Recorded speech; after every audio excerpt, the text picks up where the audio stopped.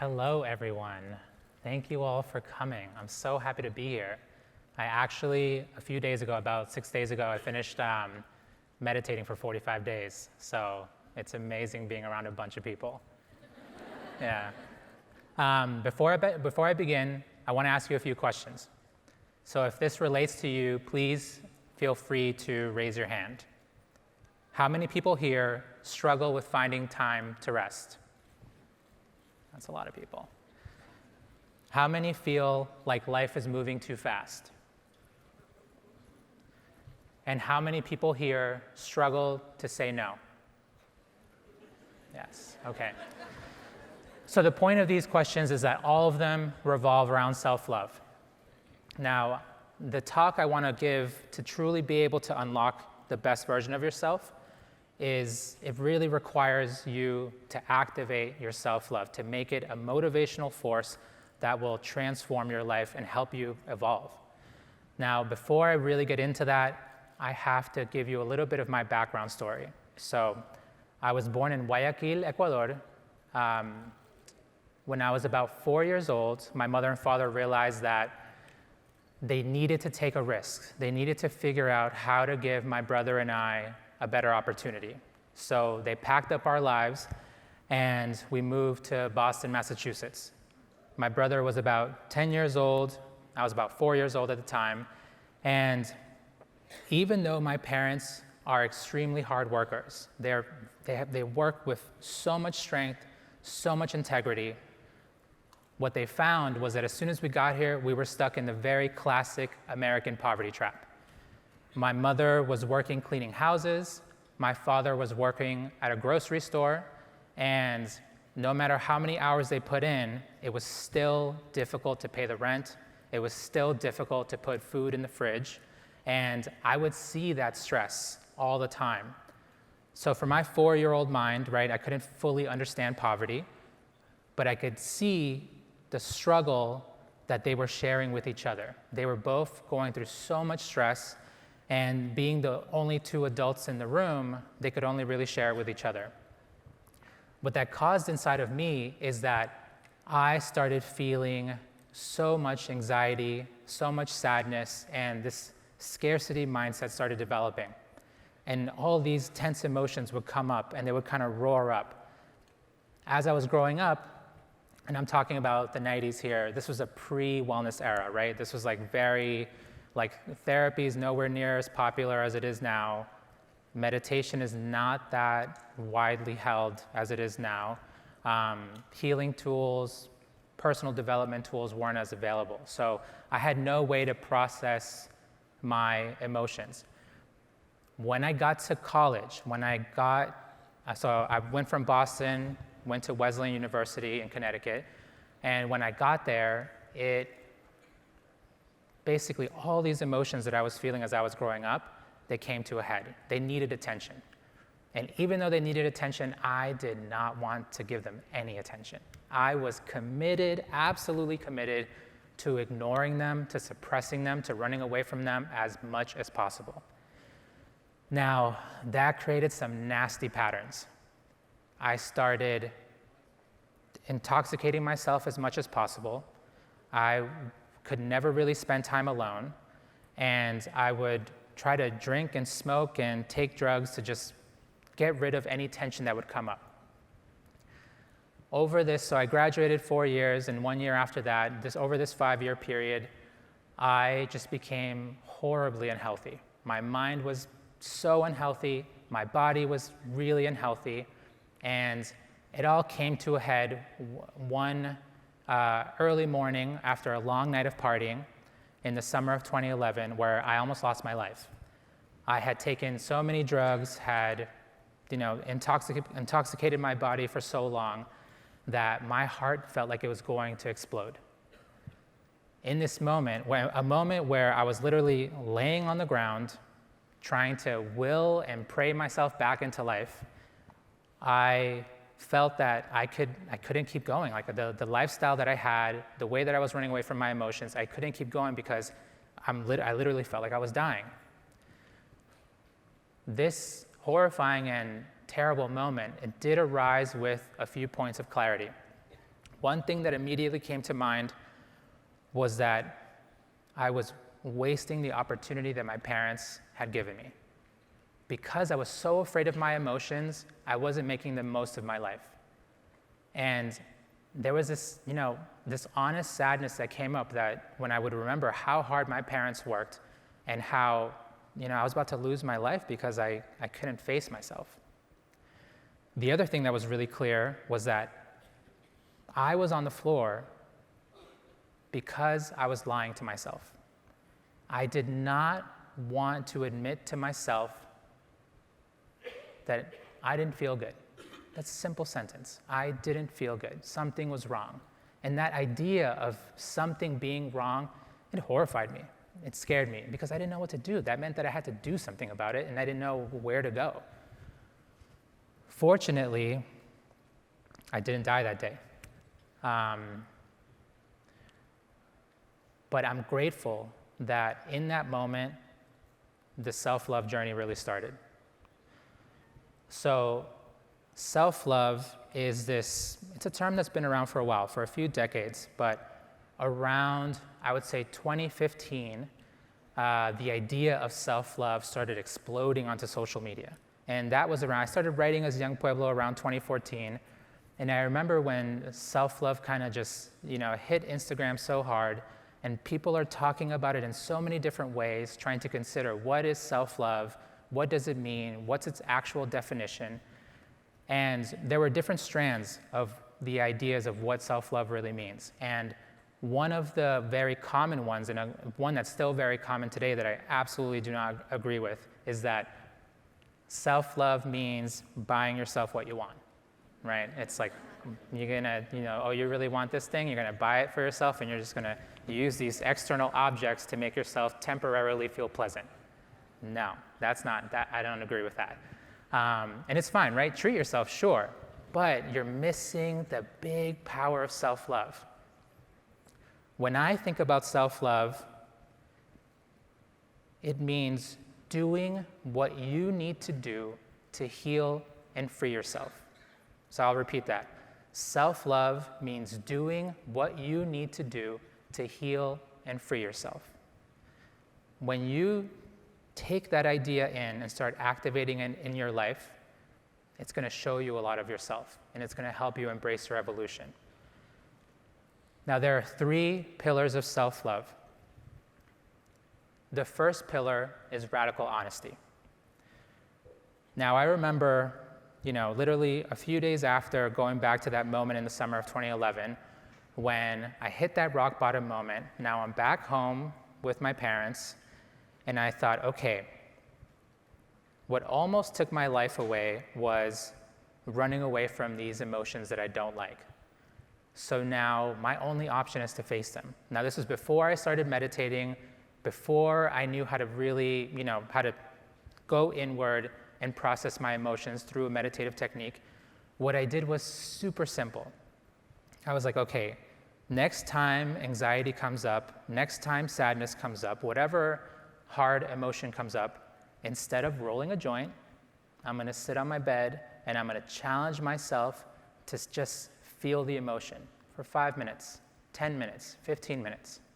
So I wasn't meditating, I was just literally, I would sit on my bed and I'm like, okay, I feel it, this sucks. But it wasn't the scary demon that I originally thought it was gonna be. And that was a moment that was really empowering, where I would feel my emotion and I was like, okay, I don't like this, but I'm okay, I'm all right. In this moment of radical honesty, now I'm talking about radical honesty, right? This first pillar of self-love. It doesn't mean you being radically honest with other people. No, it's not you telling them things without a filter. Absolutely not, it's not that. I'm talking about radical honesty between you and yourself. This is a dialogue between you and yourself, a very private one. Only you get to peek into what's happening in that mind. Now, the point of this radical honesty is that it opens the door to your emotional history. You have so much inside of you. There's so much that's actually been accumulated over time. And when you turn that lens inward and you start bringing your attention in to your own inner forest, right? Because there's a world in there inside of you. You're going to discover a lot of things. Now, this radical honesty, it has to be paired up with the second pillar of self-love. The second pillar of self-love is self-acceptance. When you go inward, when you start paying attention to what's inside of your own inner forest, there are going to be things that you like, and there are going to be things that you don't like. So when you turn inward, you don't want to start hating yourself. You don't want to start being mean to yourself. That's actually very counterproductive. When you start activating your radical honesty, when you start really moving forward with self-acceptance, that's going to turn you into an observer. It's going to help you see what's happening without judging, without even really evaluating. You're more just surveying what's there. And this is going to help you get to know yourself at a deep level. Now, when I talk about self-acceptance, that also does not mean complacency. That doesn't mean I am who I am and I'm never going to change. No, that's not even really possible. We live in a universe that is fundamentally anchored in change at every single level of existence. At the atomic level, the biochemical level, the physical level, the mental level, even the cosmological level, there is change happening at every single level. So if you were trying to stay the same, it's just not possible. It's almost a lie. So what we can do is embrace change. Now, the third pillar of self-love is positive habit building. Once you gather that information from being able to be radically honest with yourself, from accepting what you find, then you have this whole field of knowledge that you can act on. Because your self-acceptance, accepting yourself as you are, I genuinely believe that it actually opens a door to transformation, because then you can more peacefully, you're not coming from a place of agitation, like, oh, I hate this part of myself, I'm going to change it. No, it's more so being like, okay, this is the way I was, now let me make some slight adjustments. When you take these three pillars of self-love and you start really activating them, your life changes deeply. Now, this positive habit building, I remember, so same, going back to that week after I almost passed away. Like I mentioned, my mind was very unhealthy and my body was unhealthy. So I knew not only do I have to practice that radical honesty with my emotions and really feel them, but I need to start doing something. I need to move my body. And what I did was I started going on walks.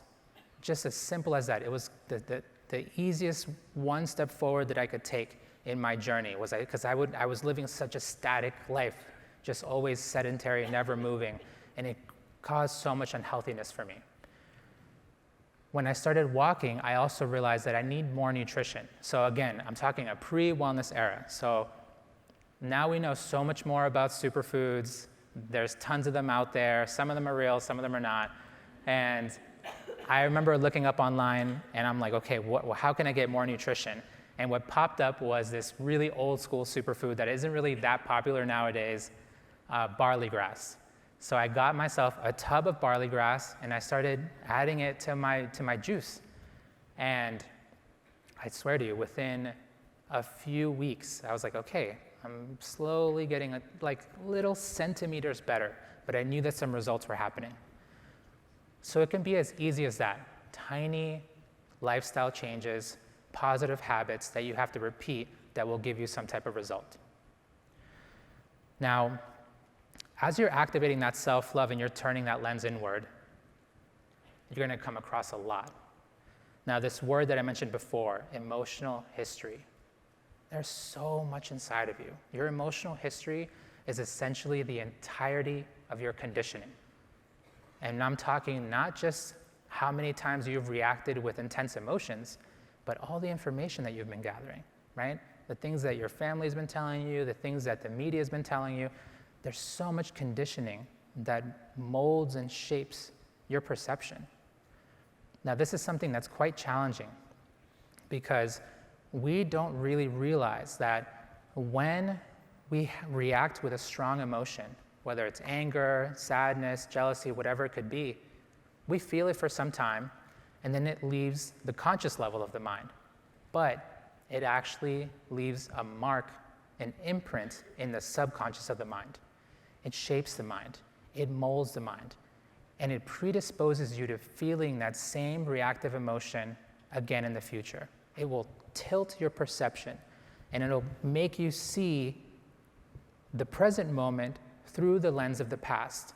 That actually makes it really difficult to fully interact with the people around you in a way that's totally clear, totally open, because the past is constantly trying to recreate itself in the present. And this is a hard realization. You're accumulating, constantly accumulating, and all that accumulation is shaping your perception. Now, every time we react, it accumulates, predisposes us to reacting in the same way again in the future. But fortunately, it doesn't end there. There is the opportunity to let go. And I think that's what's really special about this moment today, is that more and more people are learning how to let go. When you start this process of letting go, what it does is it deconditions the mind. It deconditions the mind so that it genuinely feels lighter. Now, it's probably one of the number one questions that I get is, how do you let go? There's not one answer. And I feel bad because sometimes people, what they want is 5 steps. 1, 2, 3, 4, 5, this is how you let go, and it's going to work for every single human being everywhere. I'm sorry. And if someone's trying to sell you that, don't buy it. The way that I let go, I really enjoy meditating. Meditating has been so fruitful for me. I have family members that have benefited tremendously from therapy. Other family members that have benefited enormously from psychiatry. So there are different things for different people. And the important thing to realize is that whatever your method is, it will help you to connect with the lighter elements of who you are. So not only will it make your mind feel lighter, but as you start the process of letting go, it'll introduce you to your intuition. It'll make your intuition a lot clearer. I see you agreeing. And when your intuition becomes clearer, right, oftentimes the mind will be so loud, all this chatter, all this, it craves this, it has aversion towards that. When you start letting go, you start feeling that, oh, right, my intuition's not actually up here. It is a feeling that calmly emerges through the body. It is almost like a direction, like almost a compass.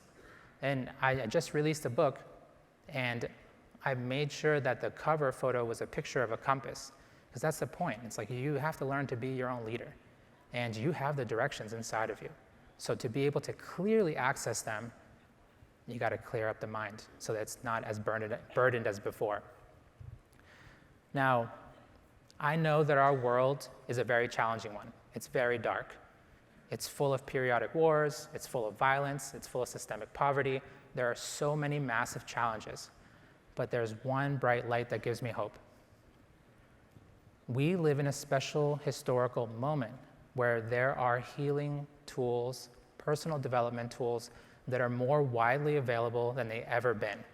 We still have a ways to go in regards to accessibility, but it's undeniable that there are tools that are more available than before.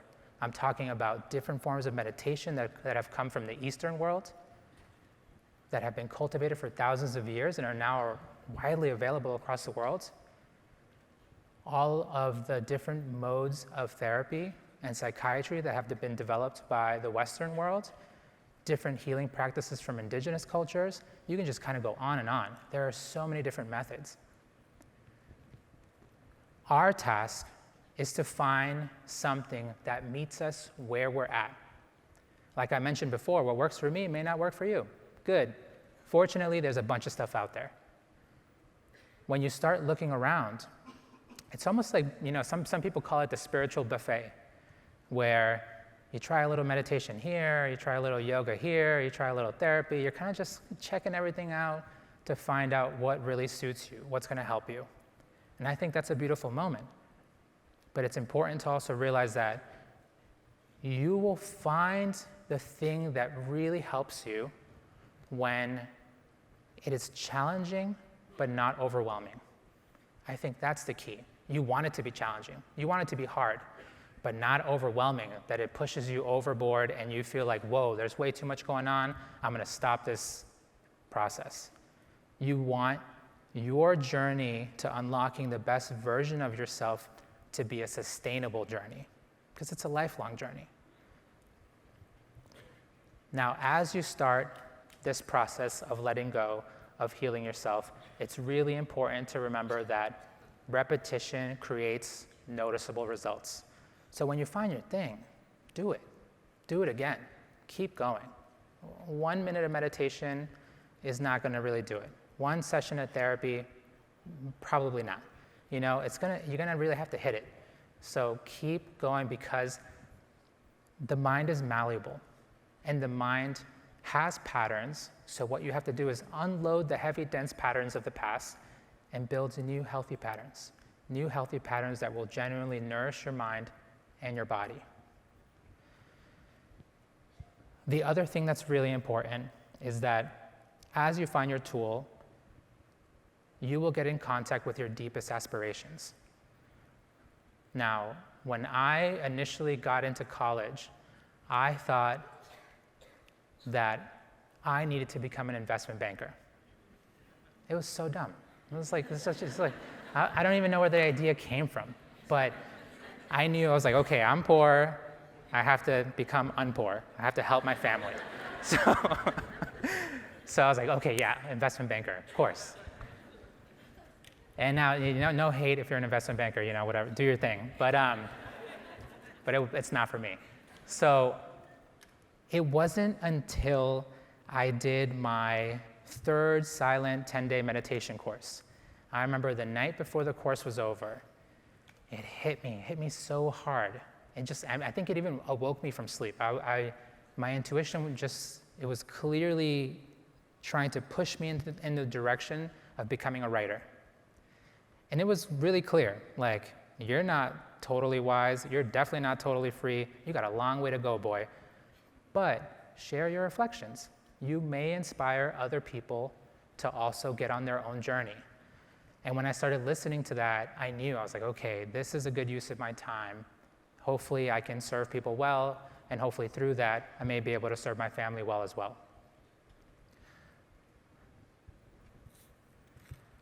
Now, letting go truly does create the best version of yourself. But you can only really let go properly through using this vehicle of self-love.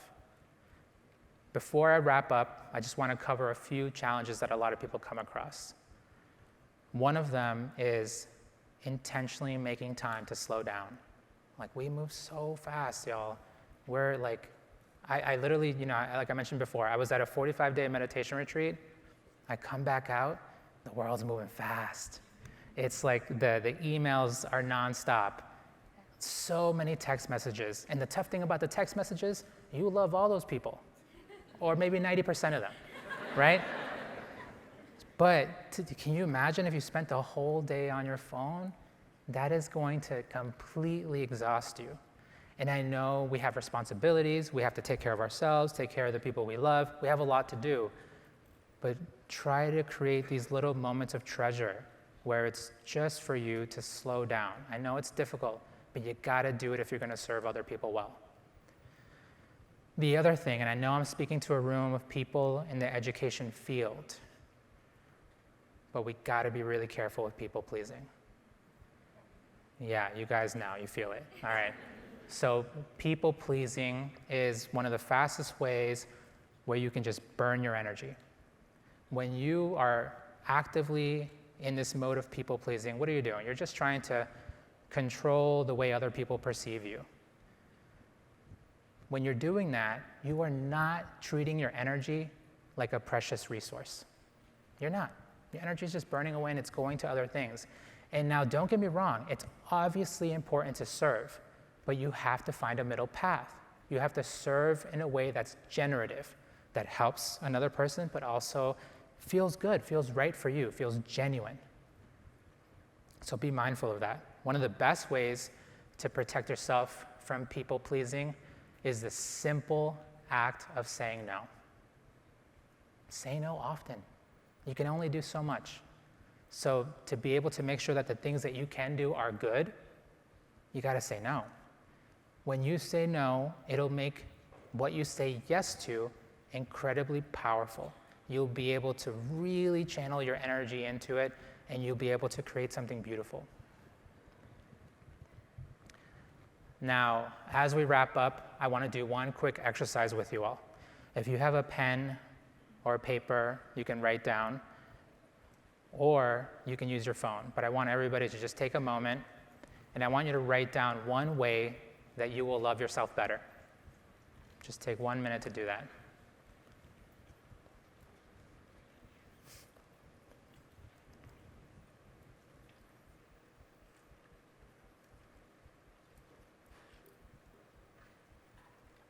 And it can be simple. It doesn't have to be anything too wild. It's just one way to love yourself better.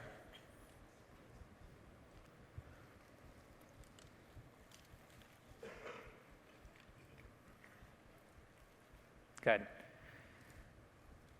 Now that's your homework. That's what you got to do. It's that simple. Make sure to do it and do it again. Keep practicing it. Just one simple way to love yourself. Now to wrap up this talk, and we're about to do a Q&A. If you have any questions, you can send them.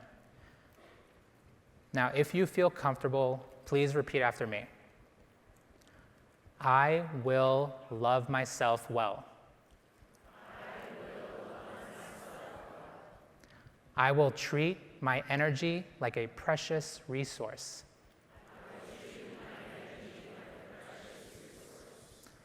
Loving myself well helps me serve people well. Thank you all so much.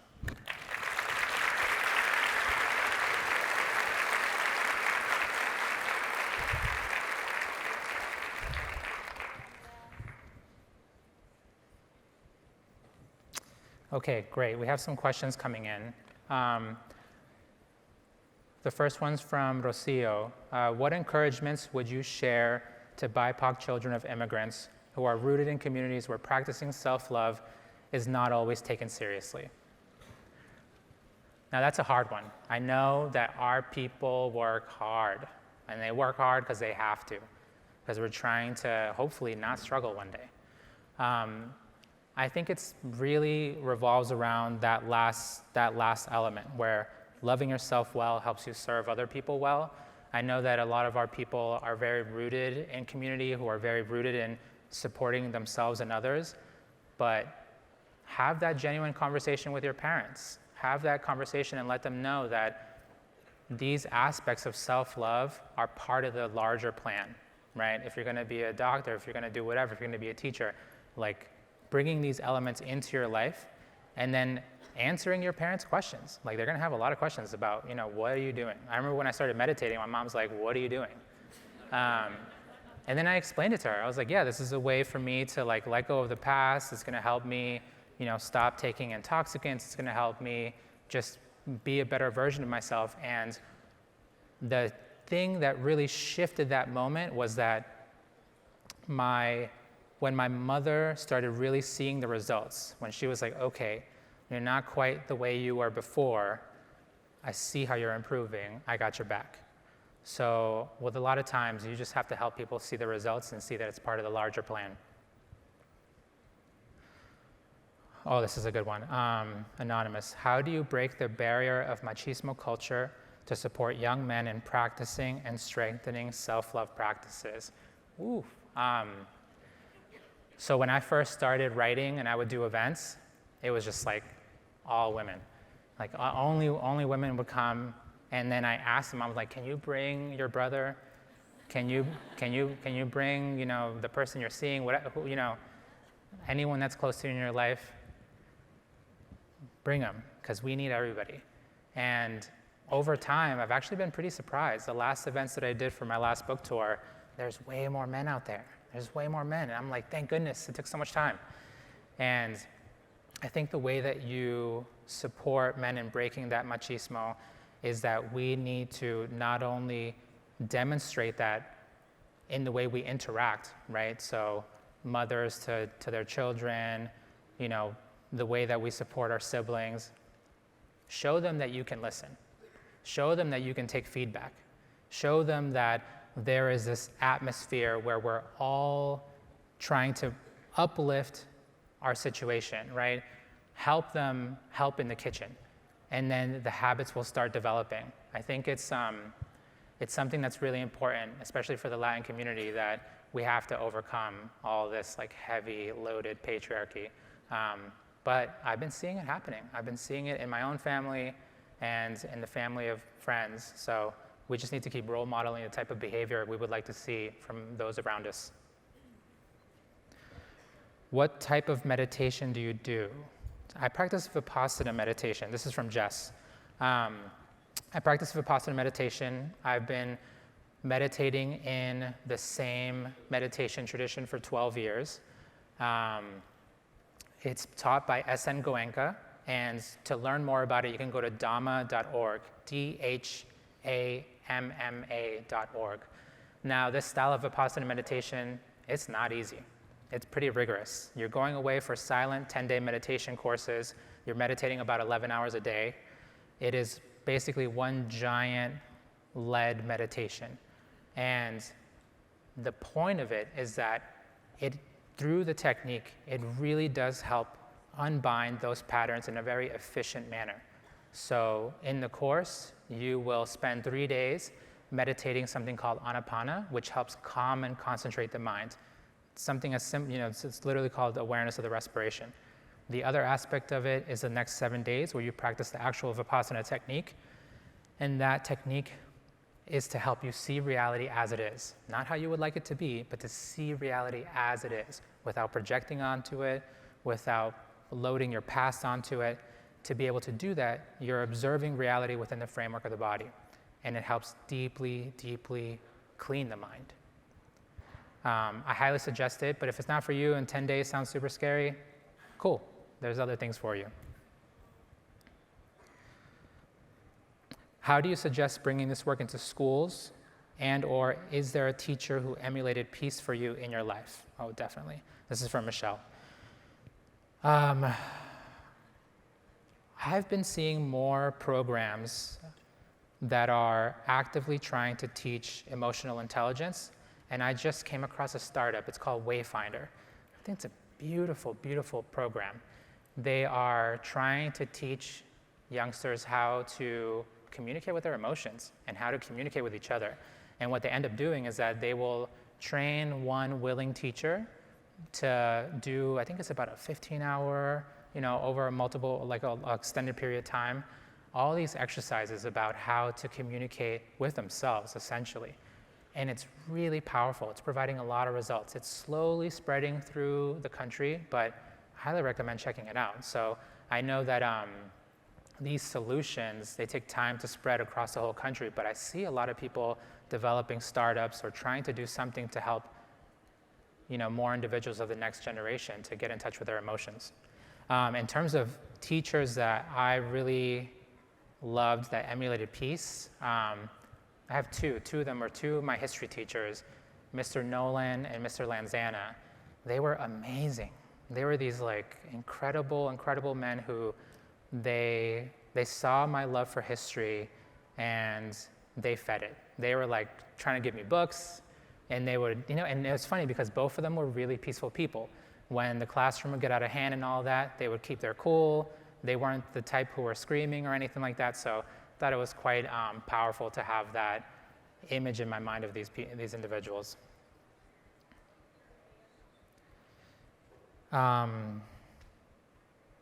In a world full of noise, what's your advice on how to quiet your mind for meditation and other acts of wellness? Oh, it's actually the reverse, right? The world is noisy, my mind is noisy, so I have to give it exercises. When you think about meditation, when you think about mindfulness, you're literally just taking your mind to the mental gym. That's what you're doing. You're giving it practices to strengthen certain qualities. With the practice that I do of Vipassana, you're strengthening the qualities of awareness you're strengthening the quality of non-reaction, and you're strengthening the quality of boundless love. Now, these qualities are already embedded in the mind, you're born with them, but they're not quite as strong, so they need to be cultivated. So it's not so much like, because I hear from a lot of people, oh, I can't meditate because my mind is so noisy. Well, that's why you gotta meditate. You gotta teach your mind to calm down, to move a little slower. What role does personal transformation play in driving systemic change, and how can individuals harness their inner work to contribute to societal shifts? Juanita, you just hit at the whole point of my work. Thank you. All throughout history, there have been groups of people who have tried to change the world in different ways. One of my favorite examples is the example of the French Revolution. There were groups of people that wanted to create a republic, and then they were successful. And because they didn't change themselves, they caused a multi-year massacre. Over 10,000 people were killed in a few years. It was carnage, chaos. And this happens repeatedly throughout history. People who will have very noble beginnings, who will move through very noble ideals. And then sometimes they're successful, but they never changed their minds. They never healed themselves. They never released those deep roots in the mind of craving and aversion, these roots that could potentially make you do very ugly things. And that's why I have hope. And even though, our world is messy, it's really horrifying sometimes to watch what happens and what we can do to each other. But what gives me hope over a long-term period, and I really believe over this 50 to 100-year period, that this wave of inner transformation that's happening, this giant, silent wellness movement, I think it's really going to help release that tension in our minds and our bodies so that we won't really have the willingness to hurt other people. We'll be strong individuals. We'll want to change the world and make it into a better place, but I don't want to hurt you, right? I don't want to kill anybody. I don't want to do any of that. So that's why I think it's really important to transform your mind, to heal your heart. Because if your self-love is genuine, if you're truly loving yourself well, then it's going to start opening the door to unconditional love to all beings. And I'm not saying it's going to be perfect, right? Because my self-love is not perfect. I still have work to do. But if your self-love is real, it's going to open that door to unconditional love for all beings. And you're going to start realizing, oh, right, the way I suffer, others suffer. The way I need help, others need help. So let me try to connect with them in a different way that's not through the medium of aggression. So I think this inner transformation, not only does it do that, it makes you less willing to hurt others, but when the mind becomes clearer, you start looking at old problems and seeing new solutions. Because we can't just keep repeating what we were doing before. I think it's so difficult. Like, we're constantly moving, right? If you look at the political spectrum, we're moving from right to left, from right to left, from right to left, but we never go up. Why aren't we going up? We need to do something new.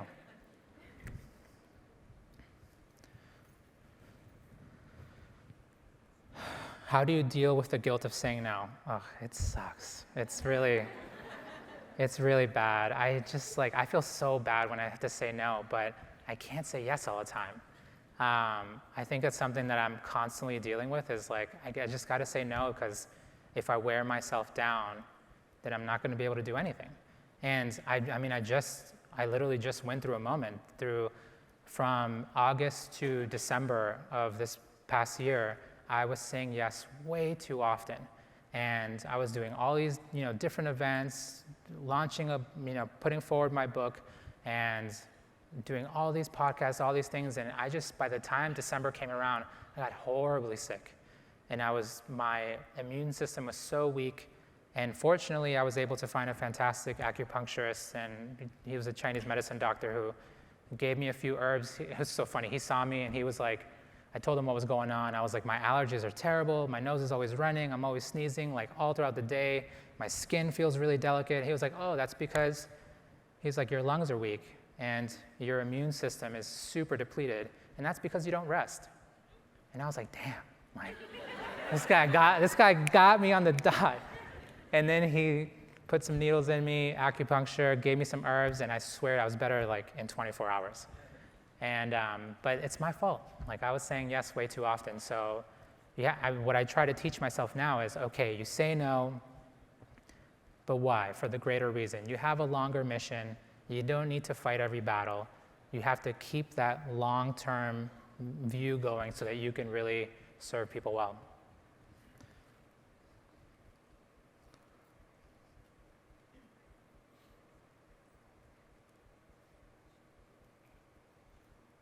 Oh my gosh, this question. You've turned your dream into a reality, have let go of some expectations. What is your advice on leaving a career to follow your dream? What does help look like? This is a tough one. It's really tough. Honestly, when you're trying to do something different, when you're trying to do either if I don't know what exactly this person was trying to do, if they're trying to start their own business or just do something that's very different from what people expect them to do, it's very likely that you're not going to get a lot of help. And it's very likely that a lot of people are going to doubt you.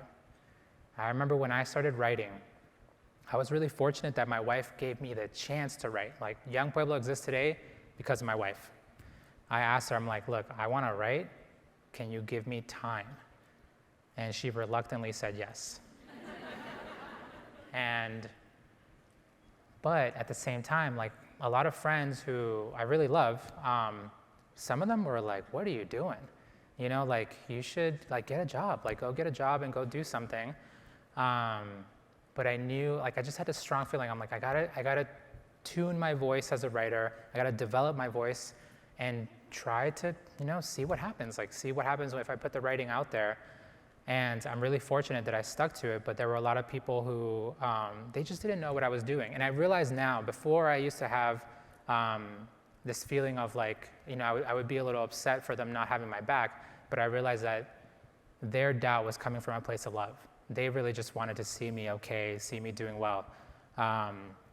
So I think that's one thing that you have to understand is like, if you're gonna switch careers and do something that's unexpected, you gotta rely on your strong determination because you're not gonna get it done in 3 months. You're not gonna get it done in maybe even in a year. If you're trying to really do something new, it's gonna take a lot of work and a big commitment. And I think help looks like finding people who are who are trying to do something that's similar to what you're doing and ask them, how are they getting it done? Like, learn from the people who are a little bit ahead of you. And honestly, if you are trying to switch your career in one way, I wish you the absolute best because it's a tough journey.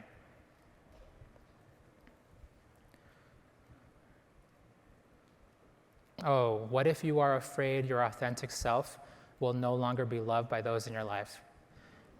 Thank you for that question. So you're going to change. Yeah. if you're taking your self-love seriously, then what you're basically doing is you're embracing your evolution. You are taking the reins of your own evolution and you are going to activate it. So your preferences are going to shift. The way you like to show up is going to shift.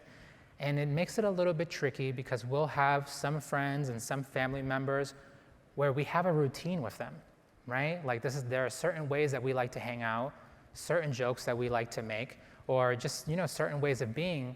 But as you start evolving,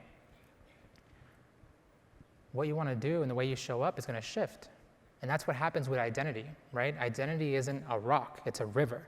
Identity is something that flows and ebbs and changes and it shifts forward. So of course your preferences are going to shift. Fortunately, I think it's for your best to allow yourself to embrace your own evolution. If you can allow yourself to develop the qualities that are going to help you treat yourself and other people better, it doesn't quite count if you're just treating yourself better and being mean to other people. That doesn't work. It has to go both ways. It has to be a balance. But when you do that work, you'll find that some people might take a step back. They're going to be like, they won't really know how to interact with you because you're a bit different. And that's okay. They take a step back. The people who really love you, they're not going to care. They're going to be like, you do your thing. I support you. Let's find different ways to hang out. They'll be fine with it. And if anything, actually, they will use it as a learning opportunity because they're going to see that you're doing different things and learning about different things, and they're going to ask you about them. So share with them. The other thing that should be really motivating is that when you are going through your transformational work, you're going to be putting out a very different vibration, a very different energy. And that's going to help you attract people that are into the things that you're into. So there are other friends out there that you can make. So you're going to be okay.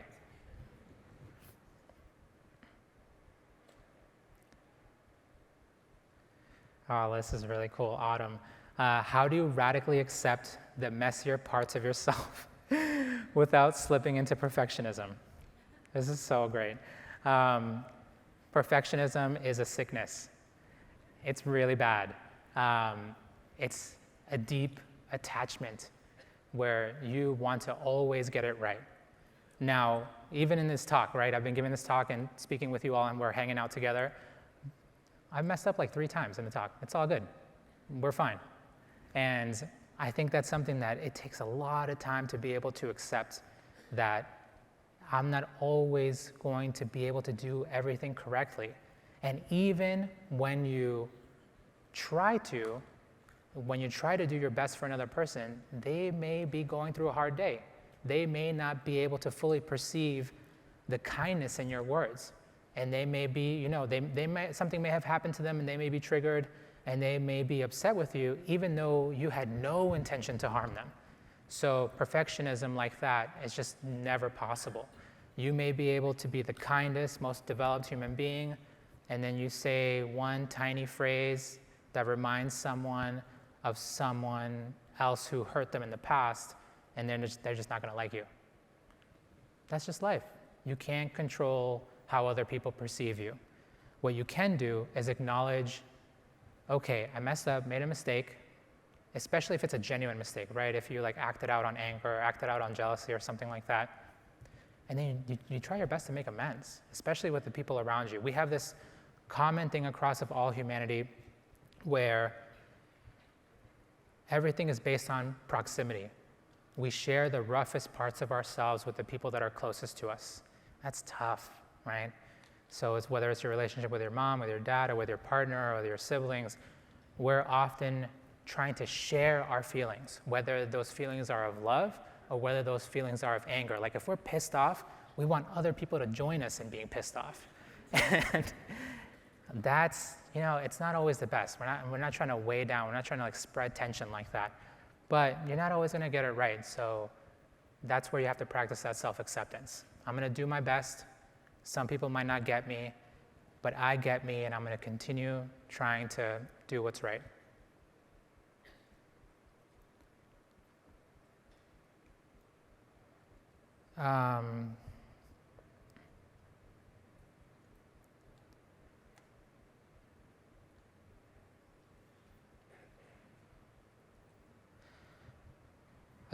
A speaker mentioned compassion fatigue.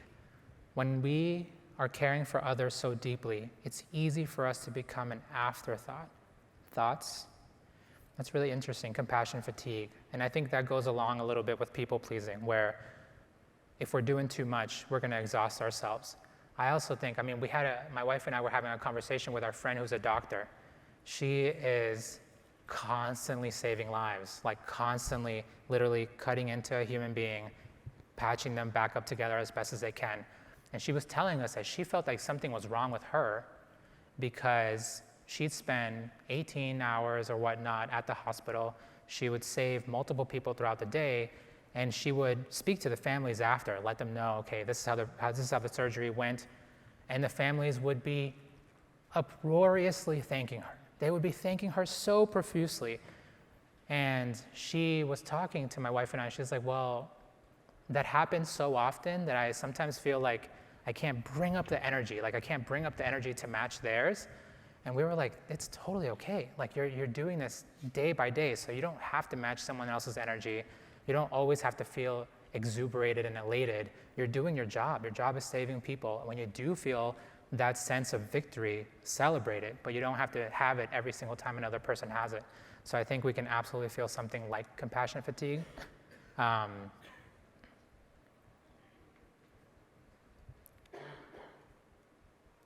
I know many people, including myself, discovered you through social media. Can you talk about why and how you chose social media as a way to amplify your work? Yeah, definitely. I started using Instagram because that's where everybody was hanging out. It was as simple as that. I remember in 2014, I opened my Instagram account, I think in 2012, when it was just a personal account, and I saw how Instagram was becoming bigger. I think around 2014, the first generation of Instagram poets started developing. So that was people like Rupi Kaur, R.M. Drake. And I started seeing that they were having success putting their poetry in images. And I remember I spoke with one of the people that helped create Instagram years ago. And he came to one of my events and he was like, hey man, you know that we never saw this coming. We never thought that people were going to put words in images. We thought it was just going to be pictures. And it was so funny thinking about, like, from his perspective, how the way that Instagram has multiplied and the different ways that people have used it. But I went there because that was like the medium, that was like the human form. I see social media as a way for humanity to have a conversation with itself. And conversation's rough. But people are having it, and I think it's made some progress. I think in a lot of ways, like, we're trying to learn and understand things together, and social media has some serious things that it needs, like it causes a lot of harm. It's quite dangerous, especially for young people. I've seen it, even in my own family. But it also has, hopefully it has a net positive, where it's helping push humanity forward, but that's still to be determined. But I started sharing there because it felt like it was the way for me to get feedback, right? I would share a poem because I would write at home, but I didn't know if what I was writing even made sense. So once I started sharing it with other people, I was like, okay, they're understanding me. We're like, this is starting to make sense. I can clarify on these points. And it was really helpful in terms of developing my voice as a writer.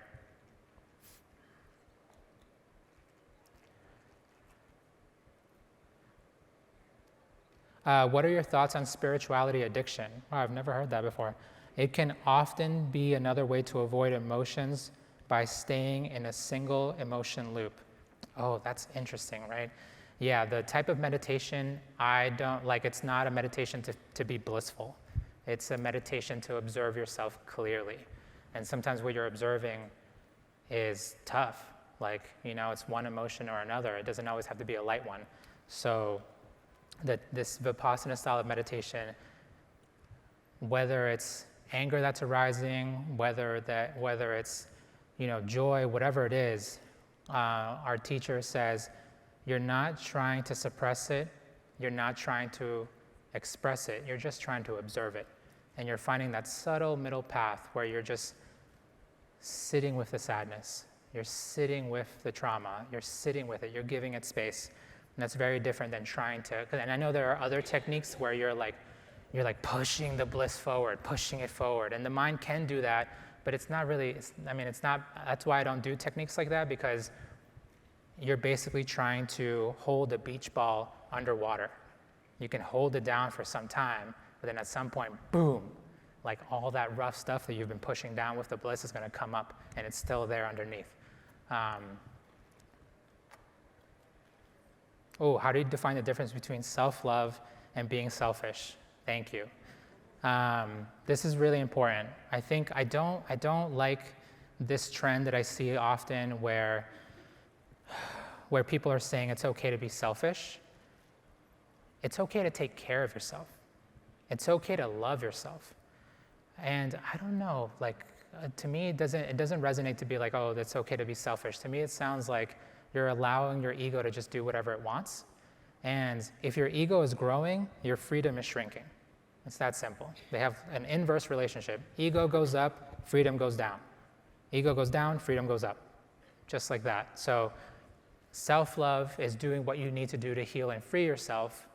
yes, you may need to take a little more time for yourself to cultivate these qualities that you're trying to develop, but that doesn't mean being mean to people. That's something that we need to be careful with, especially when it comes to interpersonal relationships. I know it's become really popular to focus on boundaries, this person's toxic, that person's toxic, all that stuff, but the reality is like everyone's toxic. We all make mistakes. Like we all make mistakes, so we have to be mindful. Yes, if someone is abusive, yeah, they should not be in your life. Protect yourself. But that's very different from someone making a mistake. We want to also make sure that we're allowing room for us to develop that problem-solving ability that comes when you and someone close to you are having an argument. You need to be able to find some type of resolution. That requires selfless listening, that requires taking turns, truly taking in both of your perspectives. But yeah, I try not to be selfish. And I'm not perfect, but I think it's good to focus on self-love instead.